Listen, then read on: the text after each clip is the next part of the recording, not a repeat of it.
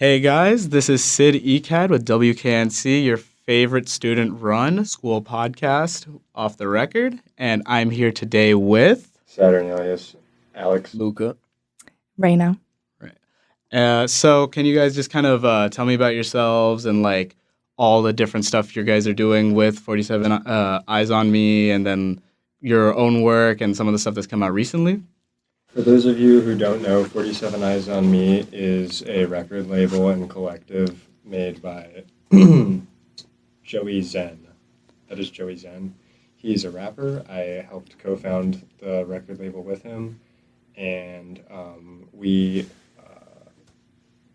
have a lot of artists from around the Raleigh area and generally in North Carolina right now, and we make a lot of music that spans many genres. One of those genres is our hardcore shoegaze band, Saturnalias. I write all the music for that, and here with me is my guitarist, Luca, and my lead vocalist, Rayna Philips. They also do their own music as well, and they can tell you a bit about that right now.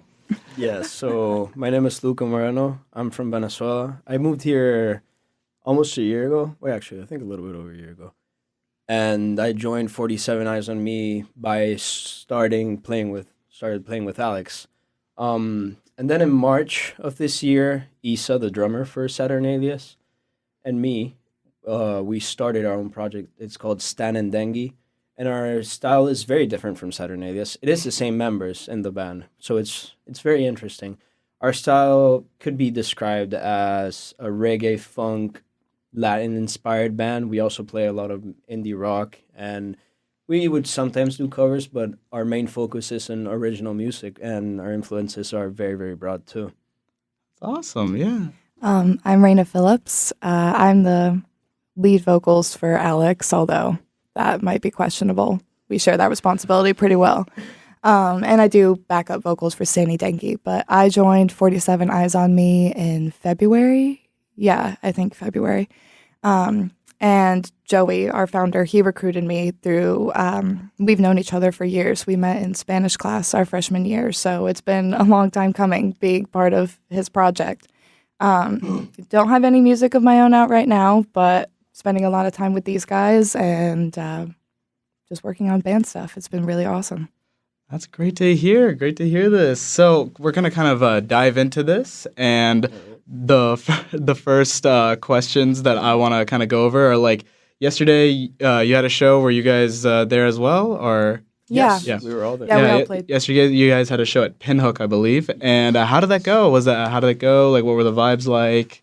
That show was one of our smaller shows, but at one of the biggest venues we've played at so far, and it combined to be very, very fun. We got along with the other bands that played with us very well. We kind of just instantly hit it off, and we loved how everyone sounded. There was probably only like 20 people, and we still moshed. It's true. So shout out to the band Day and Dream from Asheville, and Tiger Beach from Raleigh, who a lot of you may have heard of. It was very fun. Everything sounded pretty good because they have a very high fidelity setup over there in downtown Durham. Pinhook. What can you guys kind of like speak on about that show and like how everything kind of went?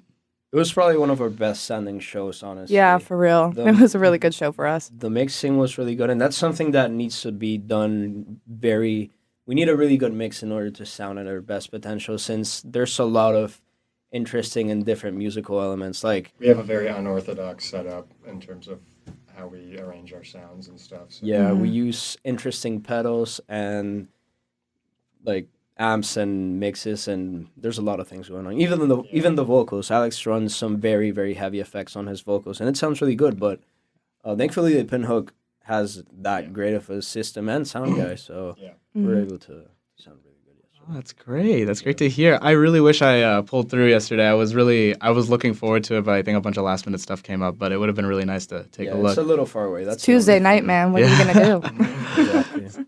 So kind of moving in, kind of talking about your most recent LP, your self-titled, I kind of, it was really like shocking to me because I think listening to a lot of different artists from around here, they primarily root themselves in R&B and rap, but like you kind of blur that line a lot, especially, and you pick your own sounds. And so how did you kind of tap into that kind of sound, especially after doubling down from your last LP as well?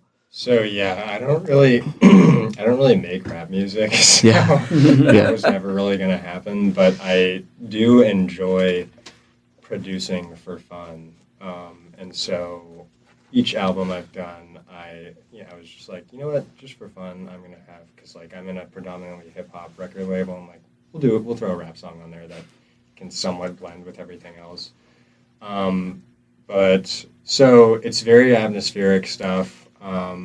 It's primarily rooted in like doing crazy stuff with like delay sound effects and very high reverb.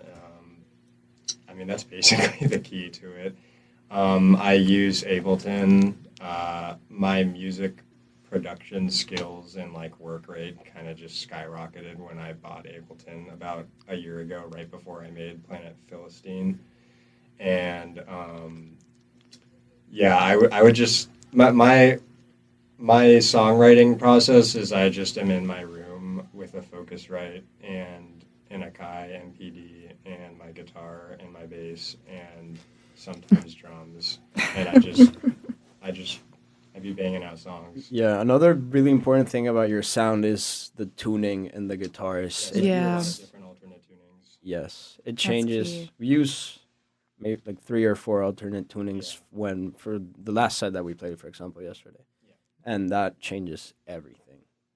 And is it like a very tangible notice, or do you think it's like very subtle? And do you think like people who are more instrumentally They notice. They notice? I don't even think someone who like plays. I mean, like people who don't play music can probably notice how different it sounds, especially compared to like. I'm glad you brought up like stuff that sounds like from this area because most bands are like hip hop and R&B and stuff, but most rock bands are also like very rooted in like blues and bluegrass and that stuff here, and that's not really my cultural ground. So I've been like part of why I release my music and stuff is because I'd like to kind of create a community around stuff that's not just that around this area. So Yeah, that's great to hear. I mean, I think just like conveying your background and like really like putting a part of yourself in that music is like integral to creating anything, honestly. So it's really good that you are emphasizing that in your music and you're not trying to stray away from that too much. So the first part, I'm gonna definitely like try to dissect parts of this album for sure. But I think one of the main things that, and I can definitely apply that to a lot of your single covers and your Planet Philistine covers. This cover art's really stunning. It's really great. thank you. Is there like any meaning behind it? Did you make it yourself? Yeah, I make all my own cover art. That's just how I like to do it because I like making collages and stuff, and so obviously that one's a collage. As to if there's any meaning, the centerpiece of the collage is a statue in Japan called the Sendai Daikanu. I did not pronounce that very well, but I think that's what it's called. I can go into like, oh, what is this, blah, blah, blah. You can just look it up, Sendai Daikanu. But basically, I'm just a big fan of like Eastern philosophy and thought, and that's just kind of a theme sometimes with my lyrics. So that's why that was like the centerpiece of the collage, and the rest was just kind of stuff that I thought was aesthetically pleasing. I know there's like a lot of snow in the cover art. I'm from New York, and it used to just be snowy all the time over there, upstate New York. That's great to hear. No, it's like I definitely like was just like that really popped out to me like the first time I like looked through it, and like the day it came out I like looked through it and I was like, oh my gosh, this is like very like this is like really stunning because it's not like simplistic, it's more in your face, and I like you don't see that too often because I think a lot of people I hide really behind. appreciate it. Yeah. Because I do put some thought into the cover art for sure. I don't really talk about it much, but yeah. Yeah, that was great to. That's awesome. Yeah, and so kind of moving into the sound, what were like these recording sessions like? Because I could really feel like there was a lot of emotion and like a part, as we kind of talked about, a part of yourself that was into it. So what would you say, like, what were those sessions like, other than like, did you go like beyond your room sometimes and like record in other people's houses, or like? No. It was all of the recording I've done for both albums has been done in a premium ADHD fashion. I just pick a day where I have enough time, about like at least 8 hours, to just sit down for at least 8 hours straight and just record in my room. And probably about 80% of my songs I make up just at my desk. Like, yeah, and then I'll spend like 4 or 5 hours just finishing it. The last 2 songs I made for the last album, Appetite for Distraction, and then also the song called You Have 30 Minutes to Make a Song. I made both of those songs in 4 hours the night that I put it through DistroKid to get released on Spotify, because I was like, I need 2 more songs. So it's very ADHD. Like, I'll just go like a week or 2 without doing anything. You know what's really funny is that we're in this band and we spend time with you and we play all of your shows, but I've never heard this. This part of the story. And it's very interesting. I don't like tell anybody about this stuff because I just like. But that's great. Like, it's a very That's cool impressive. story. So yeah, now you know. Thank Now, the last 20% of the time that he's recording, he does leave his room to go into the living room. And that's when I go to record my vocals. Yes, yeah, my bad. I do invite Rayna over to record a lot, and that is also kind of an ADHD fashion, because we got to pick a time where we can sit down for at least an hour. No, it's not that bad. You give me at least 2 hours heads up. Yeah, I mean, like, Yeah, it's it's not terrible. She comes in, she does a fantastic job. And you do record drums at the Milky Way, which is our Yes. rehearsal space. Our drums are recorded a mixture of live and programmed. So. Yeah. No, they do sound like very industrial, so that explains a lot, but especially when you're listening to it. One of the tracks that I actually mentioned here that really stood out to me, because it was very like dramatically different from like the rest of the track list, was Retired, because it feels very like driven. It's not like it's the other songs I wouldn't say are lax, but they're like very like free flowing. They all flow into each other, but then like randomly in the middle of the track listing you have Retired, and it just hits you. And like that, because that's literally how my experience was when I was listening. I was like, oh my gosh. So like, is that kind of what you were trying to emphasize with that track as well, like the industrial feel? Yeah. I don't know. I made Retired probably, that was actually, I think, the first song of the second album I actually ever made. So that probably explains why there's such a distinction between the way that one sounds compared to the rest. I made Retired last February, I believe, as a single. And then I re-recorded it last summer, which is why there are 2 different versions on, streaming platforms. I don't know why it sounds so different, honestly. I couldn't tell you. I know it has its own distinct tuning that I put it in. That's D-A-D F sharp, D F sharp. For the nerds. Tuning heads. But yeah. Couldn't tell you, sorry. No, it's great. Sometimes it's just very like fun to play live. Yeah. Very, very fun to play Yeah. live. does It it like was the first song that I recorded with you Yes. at all. Yes. Yeah. And for that song, I don't really play. I just really enjoy to dance to that one. He's leading the mosh pit. Yes, Oh, Yeah. It's exactly. like the That's one song perfect. that Luca doesn't play. Exactly. That's the one song that I just go down to the stage and just scream. just want to join everybody? Yeah. We're each other's biggest fans. That's great. It's great. You want to have like a bunch of really great peers that are just like around you that want to like support No, support each exactly. other, especially That's how it people that is. are like as creatively focused as you are. I think that's awesome. It's a very tight-knit community, yeah. Yeah, it's great to have. That's awesome. And then kind of moving into like the meaning of the album, we kind of touched on this briefly, but like what is the intended narrative of this album? Like how does it kind of build upon like Planet Philistine, and just what does it say kind of about you? So, Planet Philistine was basically lyrically just like most of the songs were just like stories about like a certain day that I had, and like maybe that like a day that I had that stood out to me or something like that. And it was pretty lame stuff, like nothing too crazy that I wrote about. And it was a lot about also like, like ever since I've moved to Raleigh, I haven't it's not been like my favorite school I've had. So a lot of the lyrics Wow, are just tell 'em about, how you like, really my feel. kind of cultural misplacement with like living in Raleigh, North Carolina. And, but I think I write about a lot more meaningful stuff, I guess, in the second album. I think what I wrote about was the things that I actually want to write about in this latest album, which is just things about, like, I don't know, my philosophical viewpoint on, like, life and stuff, as well as, like, you know, I have songs that are just railing on Kevin. So As it should be, as it should be. like, a lot of stuff is about, like, yeah, like I said, like, I'm a big fan of Eastern philosophy, and it's like very optimistic nihilism. That's an interesting way to put it. I'm a nihilistic person, but I'm also kind of optimistic, so I try to reflect that in the sound as well. I definitely could see that because it's definitely like what we kind of talked about like the changes in narrative throughout the track list as you're going along, but like by the end you kind of reach this like very lukewarm, melancholy feeling, which is really which I definitely like can see that in the way the album, and it kind of goes into the way it's like ordered, because I was gonna say there's a lot of really great transitions between each track. Ibuprofen was a song that I enjoyed like as a single, but then the transition into correct me if I pronounce this wrong, Holly Golly Bitch, right? Yes, Holly Golly yes. Bitch. That like I had to like realize that like I Tell them moved into a about- different song. Tell them about the influence and where you got that from. Mhm. That's Yeah. really That's a little funny. tricky That's a good book song. Yeah. by a band called Parcells. Alex, I showed him this band and he hated it for some reason. It's my favorite band in the entire history of my life. They released this album and almost all the songs are like connected and they just flow through perfectly. It's a live album. They recorded. transition the same way. Exactly. So that's where I got the idea. So when I heard that for the first time, I was like, wow, he really just did that. And it sounds so good live too. It sounds great. Like it was seamless. Like I was like, oh my gosh, this is like totally.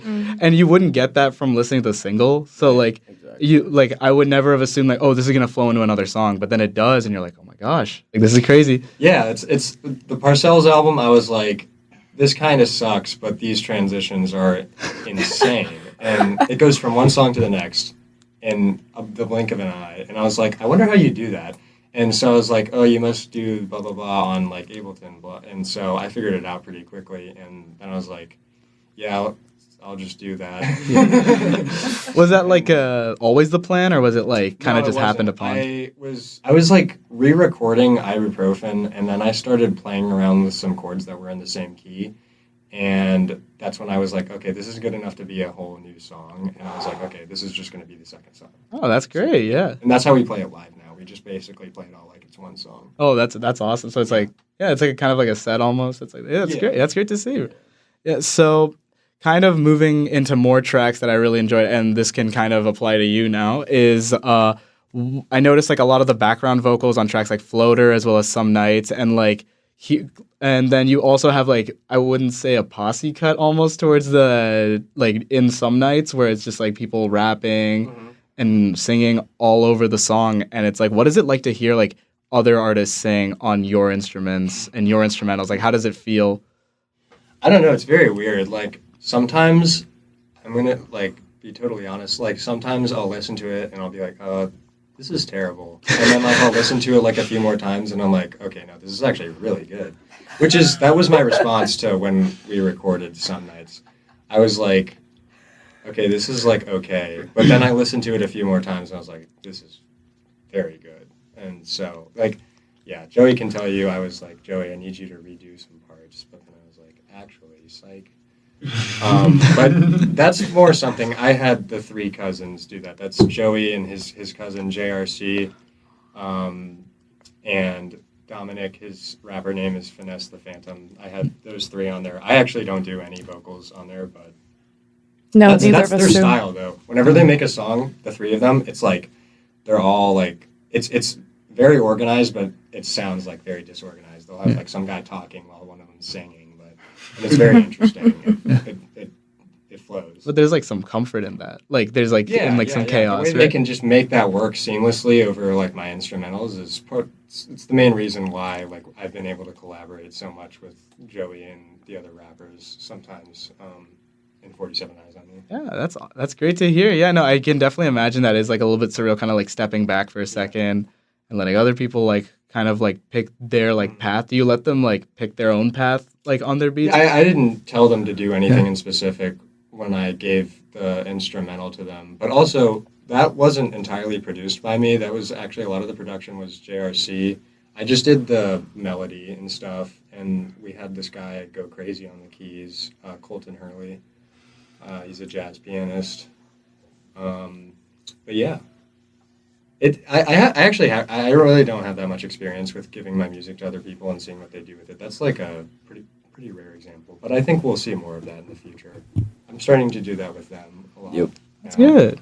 Yeah. And if there was like, are there any artists like around like locally, maybe in 47 Eyes and outside, like that you would want to like collaborate with? I collaborate a lot with Kutta already. I've made 2 songs with him, and I don't know what it is, but my style of music just seems to blend very well with his rapping. So I'm probably going to do that more in the future, but I know I want to maybe collaborate a little bit with Joey's cousin, Dominic, because he likes hardcore music as well. But I also definitely want to just keep writing my own stuff and then maybe find people from, like, I don't know, out of state, like, that do crazy stuff someday. But, yeah. Yeah, no, that's awesome. Yeah, no, like, so, like, I feel like there's, like, still so much more to explore, like, even within this circle before even, like, moving out. That's awesome. Yeah. So kind of moving back into the album, so I noticed that you wrote most of the lyrics with Rayna as well. Like, there's a few songs where she has, like, separate credits as well. And on, especially on Silhouette and Retired. So, like, what's, like, that, like, feeling of, like, working off each other and, like, writing these lyrics? Like, do you guys, like, ever, like, come into, like, creative, like, disagreements? Or does it, like, kind of, like, flow well together pretty well? Honestly, I credited you with, like, singing. Yeah, I was gonna say. I don't think, no, on this album, so for this album, he pretty much just gave me the song and was like, sing it like I sing it. And sometimes I was like, all right, fine. And sometimes I was like, I'm not gonna do that. But yourself, Yeah, sometimes I ask Rayna to do her own thing, and she does very well with that. Thanks, bro. There's this song 100K Marathon. I very much regret not having her on there because we do it live with her and it sounds so much better. It's true. But yes, I wrote all the lyrics. I'm sorry if I miscommunicated that in the credits, but that was just me crediting her singing in there. But I have been writing my own music she does recently. Yeah. In preparation for hopefully once school lightens up a little bit to put out my own music. So that will be something that we have more time to work on together in the future. Just for this album, we were on a time crunch. Yeah. I think there's a lot of potential for us to collaborate with each other, though, like you're saying, because I've read her lyrics before, and they're very they seem like they're very stream of consciousness, kind of like mine. So yeah. Stream of consciousness is like that seems to be like a very like like people are emphasizing that more than ever, especially with a lot of like female vocalists nowadays. Like you can see like random example, but like Taylor Swift is becoming a lot more self-reflective. You have like Phoebe Bridgers, Mitski, all these people, and so it's like, would you say that like those people like that makes you feel a lot more comfortable, kind of like putting this out there because you feel like that's like starting to become a bit more like emphasized in like the modern culture too? Oh yeah, for sure. And honestly, I don't think I would have ever had the confidence to release music at all if I hadn't started playing with Alex. Like my style has become much more like dissonant, shoegazy, just because I'm surrounded by it all the time. But when I'm thinking of female artists that have a stream of consciousness that way, I think of Julian Baker, Lucy Dacus, like some great sort of background indie vocalists, even like Fiona Apple, Kate Bush. Like those are the people that I take a lot of inspiration from and the way that they talk about their feelings. So yeah, that's a skill that I'm working on refining, and Alex has helped me a lot with that for sure. It's awesome. Yeah, I look forward to seeing whatever you put out. I'll definitely be like first to like check it out. Yeah, for sure. I think of it as cool girl alt. There's plenty of room for cool girl. Yeah. And then so kind of this is going to be kind of more of a question for all the instrumentalists. It also can help for like the vocalist, but it's like that's all right. I can be quiet. So like when did you guys realize you guys were tuned to like the instruments you guys were playing, or like even like vocalizing, singing? Like when did you guys realize that like this is like my true calling? Like what is like this really came to me? Like when I found that guitar was my thing or something like that? Yeah. Well, I started playing guitar. I don't really remember why I wanted to start playing guitar. I remember I was really into John Frusciante and Slash when I was a kid. So I got my first guitar 13 years ago. It was a very, very bad little toy. But I've just been playing ever since. And I did do some lessons. And probably around 3 years ago, I picked it up again because I was slacking with school and high school, whatever. I really didn't put much time into that. And there wasn't really a big community. This was back in Venezuela, by the way. There wasn't really a big community to jam or to perform with, to form a band. That does not exist there, sadly. But so I picked it up almost 3 years ago, just started playing by myself like a lot of people do here. And when I moved here and I found these guys, it all just exploded again. You know, I refound this true passion and my playing has improved. I was really bad 3 years ago. My playing has improved a lot since. Yeah. And I also play drums, and I've also started to sing with Stan and Dengue. It's probably been singing for like a couple months. Maybe. Yeah.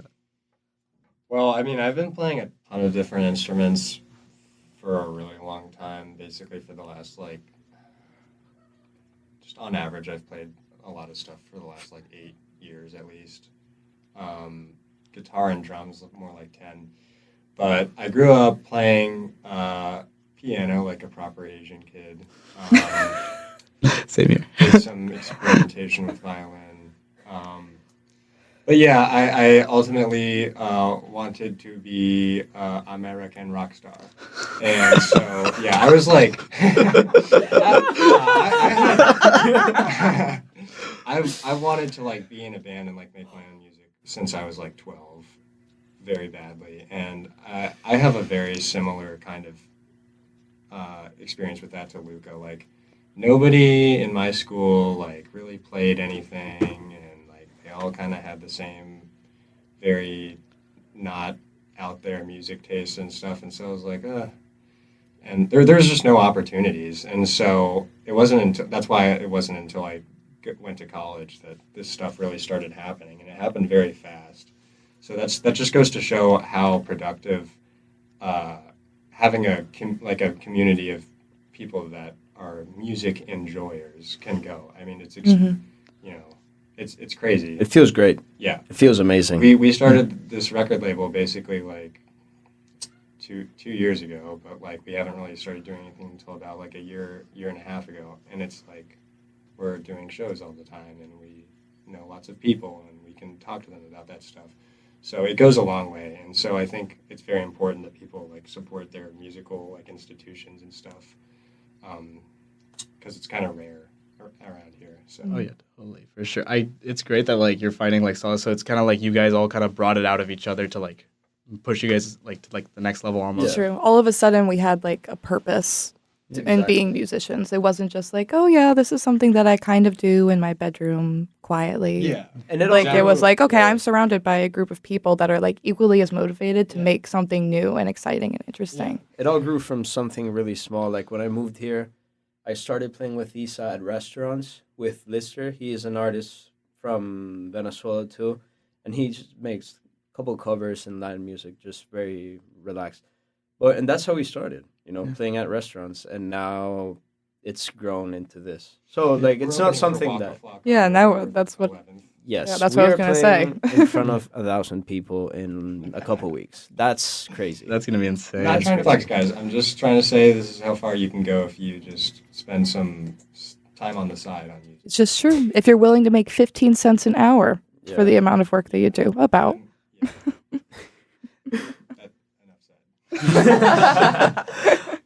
And just kind of also, how did you kind of realize that you love singing and this is something you want to take to the next level? Yeah, sure. So I come from a classical background. I was an art performer in middle school and high school. My sophomore year of high school, I was adjudicated by the state board and ranked superior, which was a big deal for my choral department. My name is on a plaque somewhere forever. I don't know where, couldn't tell you, but it's somewhere in some government building. And that was great. It was constant musical enrichment. I did make some good friends in that environment, but I had never played in a band before. And this situation, I was just sort of thrown into all of a sudden. Joey asked me to help him sing backups for one of his songs. And then I met Alex at some point. He and I were taking the same jazz class, actually. So at some point, once I started helping Joey out, I met Alex, and he was like, "You should just try. Like, here, just have one of my songs and go sing it to your heart's content." Retired? That was Planet Philistine. Planet Philistine. That was Planet Wow. Philistine. That's a Yeah. great song. That was the original Saturnalias song that I helped out with. And then I showed up to rehearsal one day and I did it. And Alex kind of looked at me and he was like, "Okay, that was kind of good." Like, super skeptical. It's really funny that you say it was Planet Philistine, because for us, it was also, for me and Issa, when we joined, it was also Planet Philistine. We didn't even know what we were going to do. Yeah. We just met these guys and they're like, "Yeah, so we got this show in Greensboro in like a couple of weeks. Do you want to play with us?" And we're like, "Yeah, For sure." real. I didn't even know what shoegaze was until I played it with Alex. And now I'm a fan, you know? So if anyone's looking for the sound that defines Saturnalias, start with Planet Philistine. That would be a great That's starter, yeah, that's our route. But I realized that I needed to find a way to make music my life. The first concert I went to, I was 10. It was Kelly Clarkson. Ooh. She was so awesome. I mean, so awesome. American Idol does not do her justice at all. So I left there and I looked at my mom in tears. I remember this like vividly. And I was like, "That is the most beautiful thing I've ever seen." And I was talking about Kelly Clarkson, you know. Now I saw this year, I saw Tame Impala live. I saw Beach House live. Home Shake. Well, I saw Home Shout Shake out Home live. Yeah. So I've been to some really great shows. And by constantly on the weekends that I'm not playing, I'm seeing. So there's always some sort of like, "That's a cool sound. I like that. Let me take inspiration from that." Or, "This is a cool person I just met who wants me to help them on their project. Why not?" So I'm finding all of these thresholds now where like music isn't just, you know, Yeah, I think all a of far our off lives- dream. It's like, this is something that I can start climbing the stairs towards now. And it's only happening. because I met these guys. Yeah. Like right in front of your eyes. It's tangible now. That's Exactly. crazy. Yeah. Yeah. It is crazy. Yeah, I want to kind of just stress, like, I don't want to overdo this question, but I really want to stress we did not know, like, anyone. Like, I don't have connections to anyone. No Well, one like, here now I does. do. But, like, I had to do so much, like, just reaching out to people. And We still do. yeah, Mhm. we still do have to do that all the time. But, like, I remember there was one night I sent probably 60 emails to, like, just music websites and venues and all this stuff. Probably, like, one of them responded. So keep grinding. It's really about, like, releasing music. You have to make Well, about release, Get people it's to about listen. releasing music and also kind of being annoyingly extroverted. That is Yeah. Oh, yeah. important. Yeah. It is. No one's gonna go looking for you. No, for real. Ever. You No cannot one's be gonna afraid dig to you just up. walk up to someone and be like, "Hey, I know who you are and I like what you do. Let's Yeah. talk about it." Exactly. Oh, that's It's yeah. yeah. And that can be really intimidating to some people. So like building that skill like on top of like already having musical skill, like I can't even imagine like the type of Yeah. like transitions you guys are going through like life wise with this music. Yeah. It's insane. Mhm. I can only say it's good. It's been good for me. Yeah. Yeah. I That's wasn't aw- really extroverted when I moved in here at first, but now that, as you said, like by having music as a tool to make connections and by wanting to reach out to express all these things, it's helped me a lot. So I think it's only a good thing, really. Yeah. That's awesome. I'm really glad to hear this. Like it's great just like kind of seeing I can't wait to see where you guys go from here. So kind of also you guys mentioned like some inspirations, but so I kind of want to go in like who are like some artists you guys really look up to? I've like looked through your artist playlist a few times. I saw King Cruel definitely came to mind when I was listening to your music a lot, and I love him. He's awesome. Sure. So if you guys kind of want to go into some of the inspirations for you guys. People always hit me with the King Cruel. It's really funny. I have spent an unhealthy amount of minutes listening to that guy, but to be honest, I really don't listen to him that much anymore. I mean, every now and then. But he's definitely nowhere near my main inspiration at the moment. He used to be a big one, but my favorite band is Spirit of the Beehive. You can probably, if you listen to this band, you will probably be like, you're definitely inspired by that. So I also really like this band from the 90s called the Swirlies.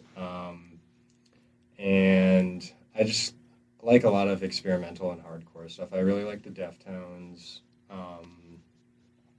Shout out to They Are Getting a Body of Water, or Tagabo. the acronym is Tagabo. Shout out to Douglas Dolgarian from Philadelphia, Pennsylvania. I met him playing a show in Cat's Cradle. That guy is a huge inspiration to me. And he's only still on the come up too. But he has some very good stuff. He had an album that just came out, I believe, yesterday or the day before. So they are getting a body of water. The Swirlies. Spirit of the Beehive. Yeah, I can go on for a long time. I'm not trying to kill a bunch of time though. But if I come up with more, I'll just interrupt. Sure. All right. Yeah. All right. So we have a lot. Like Stan and Dengi and me personally have a lot of inspirations. I could start with the typical Red Hot Chili Peppers. Oh, yeah. Strokes a lot. And then you go into more of the weird stuff, which would be like, for example, L'Imperatrice. I love French music, but L'Imperatrice, Daft Punk, very funky, very organic. Parcels, as I've mentioned, is one of my favorite bands of all time. Their sound is just... They were... So Daft Punk found these guys in Australia, 5 guys, and basically taught them everything. So it's this... People don't know this, but Parcels are the effect of Daft Punk. And we all know what happened with Daft Punk. Like, I think it was a year ago when they just posted this video of them exploding. It was amazing. And now Parcels is on the rise. I saw them live. It was the best day of my life. And one of the biggest, probably the biggest influence for Stan and Dengi right now and for me is a Venezuelan band called Rawayana. These guys they started with a lot of Latin reggae, but their sound has just evolutioned into this crazy, just like, it's very organic. They're really carrying the music scene in Venezuela. Yes, they actually are. It's insane. Like their latest album, it's called Cuando los acéfalos predominan. I cannot pronounce that for some reason. Was released last year, and it's amazing. It's just amazing. Mm-hmm. Their Also, style. shout out to Zeta from Venezuela. That is true. Experimental hardcore band.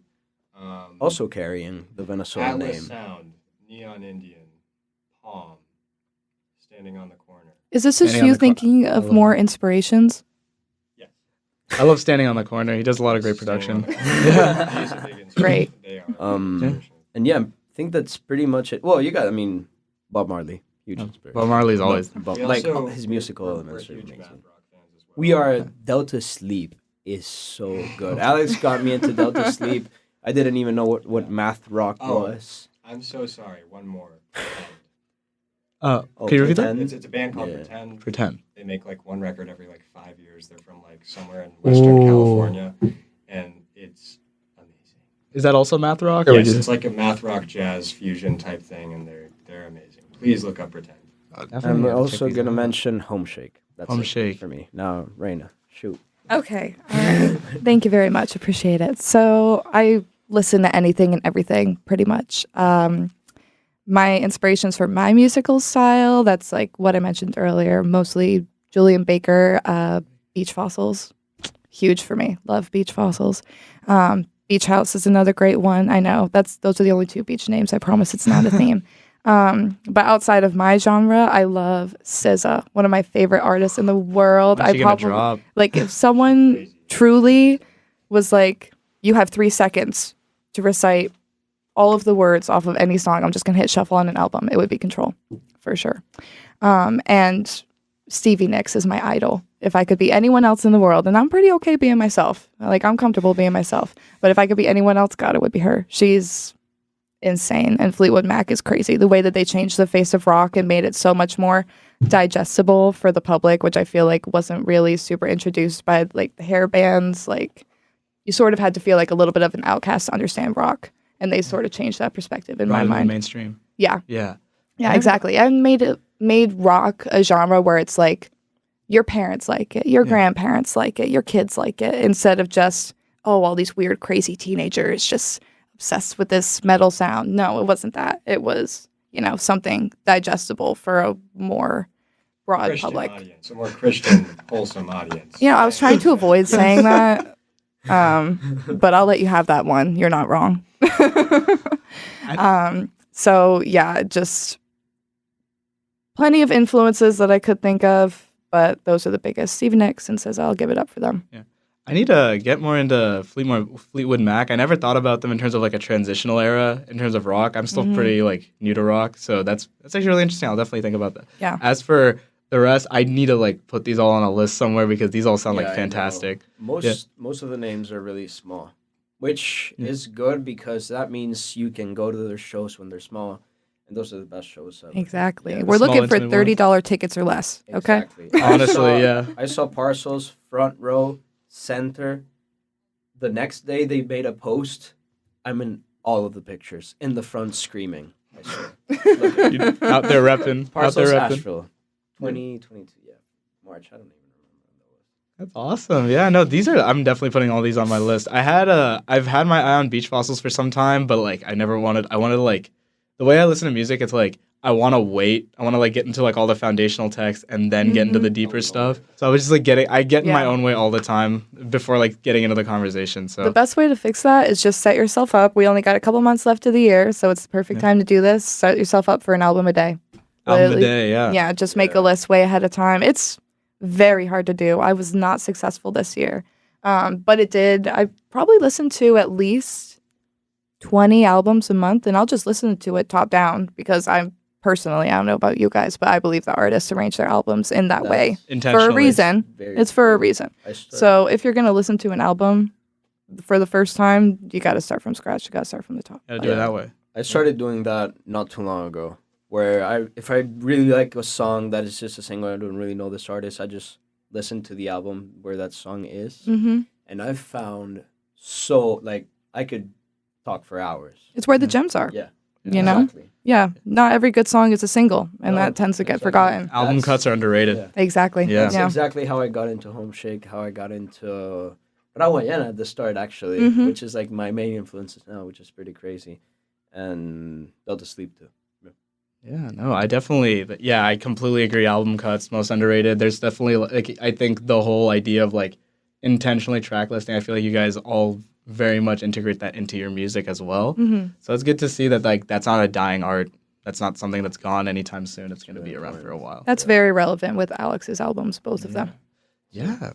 So kind of moving into some more questions. This is going to be a lot more broad, but, like, 47 Eyes on Me has been like a really great, especially with like all the new artists and like kind of want to talk about like what is it like having like a network of these reliable peers to like work alongside, even like beyond all three of you, just like Man, this is you guys gotta interview like some of the other artists from 47 Eyes on Me because I'm not the best person to ask about that because I'm probably the most independent artist on the record label. In terms of like, I just refuse. I want to do it all myself. That's true. But yeah, it's definitely extremely helpful. I'm sure that most of what I've done would not be possible without that kind of huge foundation. We are a little revolutionary in here. We share a lot of our money. We have a bank account for the record label It's where empty. we pool things to like, and we share each other's like technology. We share soundboards and all kinds of Recording spaces. recording spaces. Which- it's there's so much sharing going on that it's like That's why it exponentially increases like what you can do in a certain amount of time. So that's I think the main thing with 47 Eyes on Me, and especially with like I think I'm not trying to like say you should be grateful, but like I'm sure it is very nice for like the rappers to have instrumentalists at their disposal, and I'm sure it's very good for instrumentalists to have vocalists at their disposal because beyond just like artist boundaries, we all help each other out in different small ways That's true. when it comes to the music production aspect. So yeah. yeah, that's great. yeah, to the gear part is important because music gear is really expensive, and good music gear is insanely expensive. Yeah. Everyone gets paid equally as well for like every Yup. one of our shows. hmm There's no hierarchy. It's a team of No. equals, which is Oh, really that's great. comforting. Every Yeah. major decision is like voted on. Mhm. Yeah. That's Yeah, we talk perfect. about everything. So with even down to whenever we're thinking about inviting a new member, like we just had Kata Global join us. All of us were asked for our input and how we felt about that. No one's opinion was left out. And of course, we were more than excited to have him join us. But still, that just like something that would feel so obvious. Like, of course, we want another talented artist to join the ranks. Like, we're still respected in that way, which is great. So you could summarize it pretty easily. Working with 47, we're blessed. Everyone real. has an equal spot in there. Yeah. There's no, like, it doesn't matter if you just play one instrument and go to a show a month. You're still, like, your voice is heard. If you need help, like, it's amazing when we started Stand and Then, Isa and me really didn't know anyone. We were like, Alex, can you do second percussion? The other guy, like the bassist, we got him, Rayna. I was like, yo, Rayna, can you do vocals? She was like, yeah, of course. And we just came together like that. There was like, and since it's the same people, it's kind of weird, but at the same time, it just functions perfectly. These are my only friends. I know them better than any, like, at this point, yeah. Well, yeah, we're together 5-6 nights out of the week. I mean, we put in It actually is 10 crazy hours of now that I rehearsal a think about week. it. It's like I see them like every day. at Yeah, this point. literally every day. Yeah. And, yeah. We rehearse upwards of 10 hours a week. And I mean, for most bands in our position, that's a huge time commitment. Yeah. I mean, we're splitting that between 2 bands most of the time, so it doesn't feel like that much, but Sometimes we spend 3 a lot of bands. time in Issa's garage. That's for sure. Yep. AKA the Milky Way. Shout out AKA the Milky Way. Almost a year old. That's our safe place. Yeah.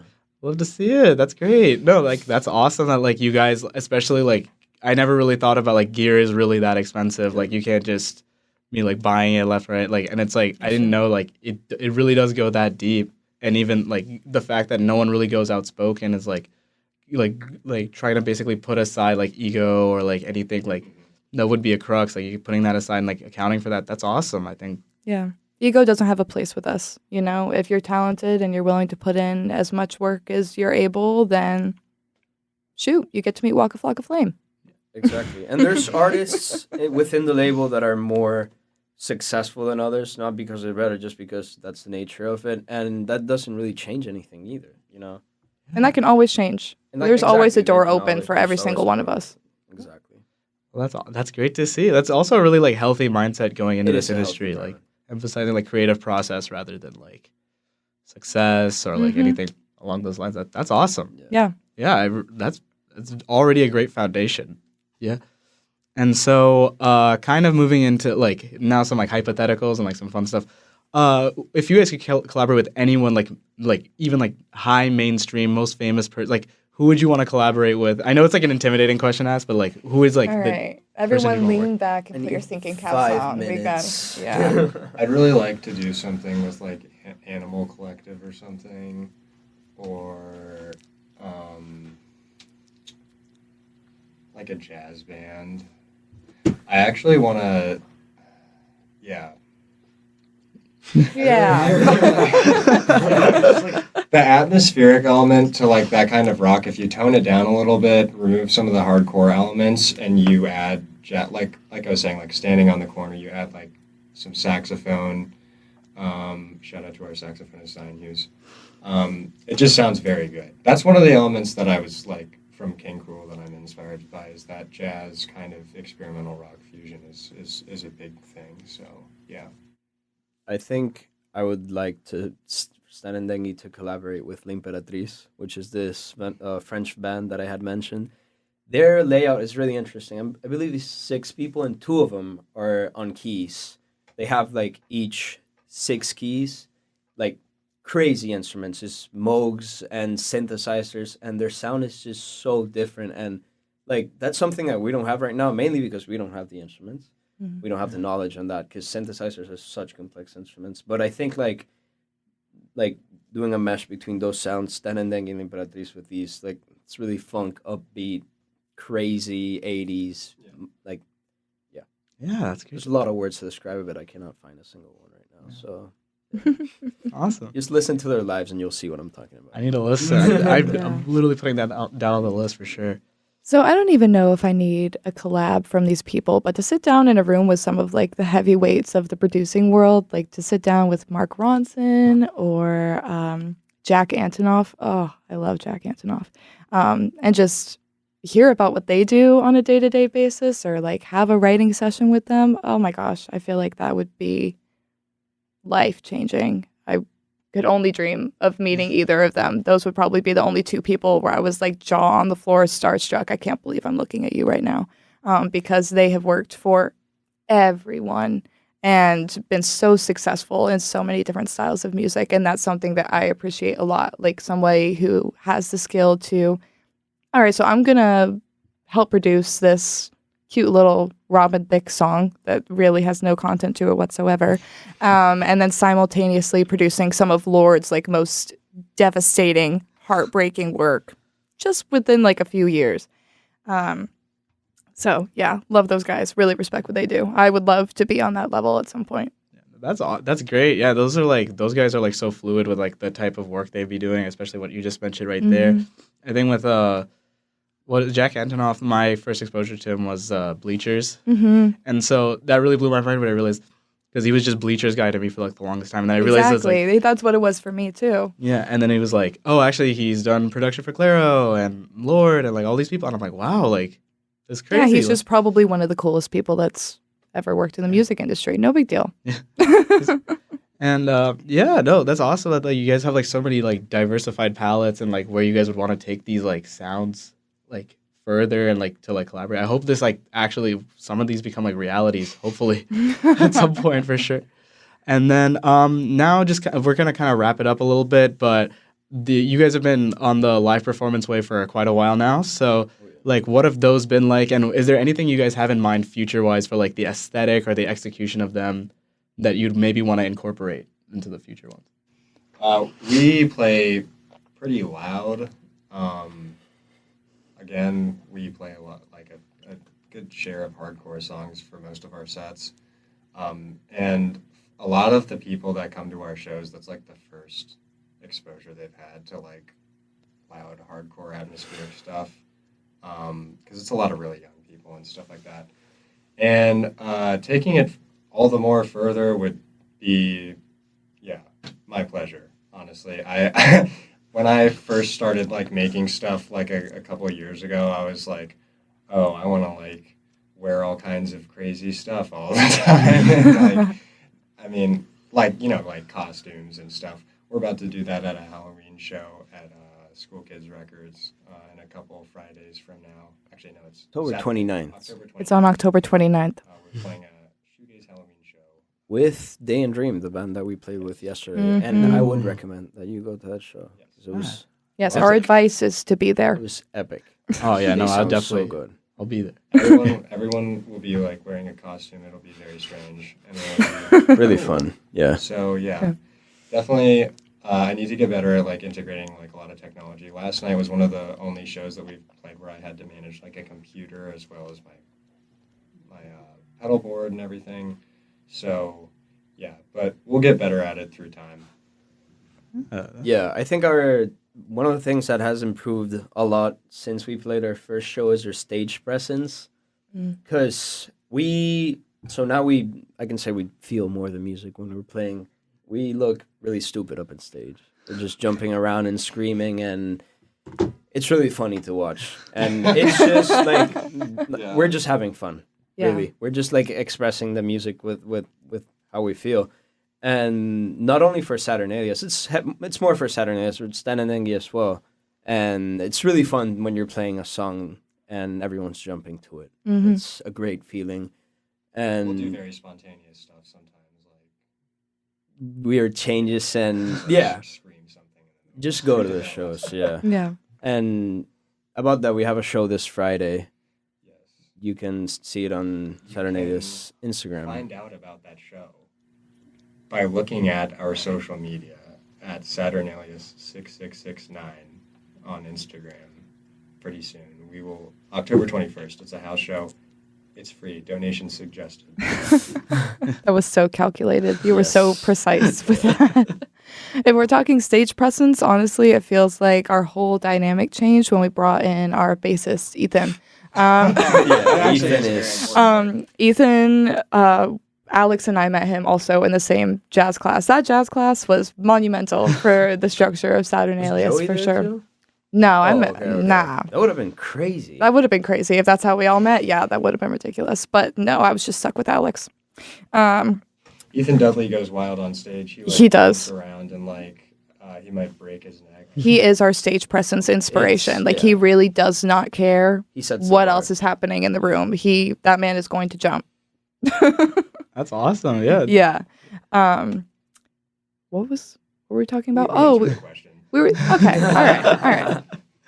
But no, like I think like I think like having fun and like going crazy. I think like being able to like rile up an audience is like awesome. It's I an think. extremely Yeah. underused and underrated part of live performance. It's like, I don't know, I've seen a lot of shows, and it's just like, why are you even playing if you're not going to do something? Exactly. Yeah. You're not going to, like, that, you got to do something that you're going to remember, you know? It is People something. are gonna remember. Yeah. Yeah. And it's something that truly got better as we became more friends with each other than just coworkers. And I mean, that Exactly. happened pretty fast, but we've been going at this for 10 months now. Yeah. Yeah. Almost Yeah. a year actually. For at least for me and Issa. It was like I think at the start of November that It's going to be a I fun met day. you We've gone guys. through a lot of change in a year. It's been a lot of Yeah. progress, especially in performing in a year. Yeah. And for me personally, I came into this situation with stage fright. The reason why I got off stage in the first place, why I left doing chorus, was because I can't stand singing in front of people. Yeah, and now we're playing 3 shows a week. Well, we did play 3 shows this Yeah. week. We are not I think the playing second 3 one shows ended every today. week. And we got Friday. No, it's crazy. It's been crazy. Yeah, come a long way. That's awesome. Yeah. Yeah. I can't believe it's not even been a year. Like when you said 10 months, I was like, oh my gosh, I thought that you guys are like at this for like a while No, now. honestly, every time we remember that it's only been months of our lives, we're kind of pretty like, that's crazy. ridiculous. I've known you people for way too long. And then just to kind of wrap it up, last question: what do you guys kind of have planned, like future album-wise, project-wise? What are we like? What is the visions going forward? So I finished the last album, and I was like, yeah, I'm gonna like not write anything for at least a year after this, but that's such cap. Because I already want to like make another project. So I'll probably honestly have one next year. So you can probably look for that at some point within about a year's time. I'm getting the itch. But yeah, I don't. I know that I'm definitely. We're probably gonna start playing with some bands that have been playing for a while soon. Like Truth Club. Shout out to Truth Club. We are planning on maybe doing a show with them at some point next year. I think they sound very good live as well. They're good live performers. So that's really it though that I've thought of. So Yeah. Great, yeah. Plan for the future. At least for Stan and Dengi, the independent project, we released a single.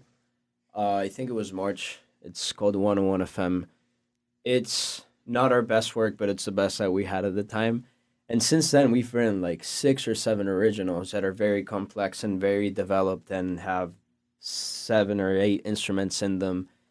And so we just have to get recording. It's not been easy because we have shows and we got school and 2 bands, 3 now with when we're gonna do the set for Waka Flocka.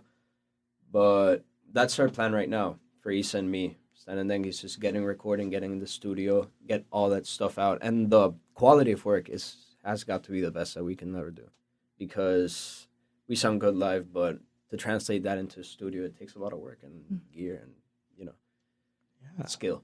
That's perfect. Yeah, that's awesome. Yeah, look forward to seeing more of that. I know you guys like have like a few singles out right now, but look forward to seeing that. That is, I'm really excited for that. I think people are really gonna, because we've played some shows before and people go up to me and they're like, wow, that last original you played, I need that right now. And I get that all the time and I'm like, I know, bro. I need that too. It's just not easy. It's not easy. And for Alex, it's a little bit easier because we already talked about his process and we just play the music. It's just in his room 8 hours a day. But we need help from keyboards. We need bass. We need sax. We need live drums and Issa and me. It's a lot of Segunda percusión. Exactly. Yeah, Alex's second percussion for a band, and it's just cherry on top for Stan and Dengi. That's good to hear. Yeah. So yeah, I think the band as a whole has their sights set on 2023. Sandy Dengi's gonna have projects. I guess Alex is gonna do another. He's gonna release Godspeed, bro. Single in like 2 months. Dude, I mean that's his 3rd project. I couldn't imagine, but honestly, can't wait to play it. Exactly. And for me too, I need to graduate. That's what I need to do. And then after that, it's going to be focus on music. And I'm hoping by this time next year, I have at least an EP out. All right, that's great. I look forward to all these projects and seeing where you guys go. So I think we're going to wrap it up right now. But this is Sid with WKNC, and I am here today with Saturnalias. Luca. And Rayna. Do you guys want to plug your socials real quick? Yeah. Yeah, for sure. At Saturnalias6669 on Instagram. You can find Stan and Dengi at Stani Dengi with a Y on Instagram. We got TikTok, we got Spotify, everywhere. And I'm the star of both of those bands, so I'm tagged on both of those accounts. Yeah. You can find me there. All right, everybody. Catch you. See you.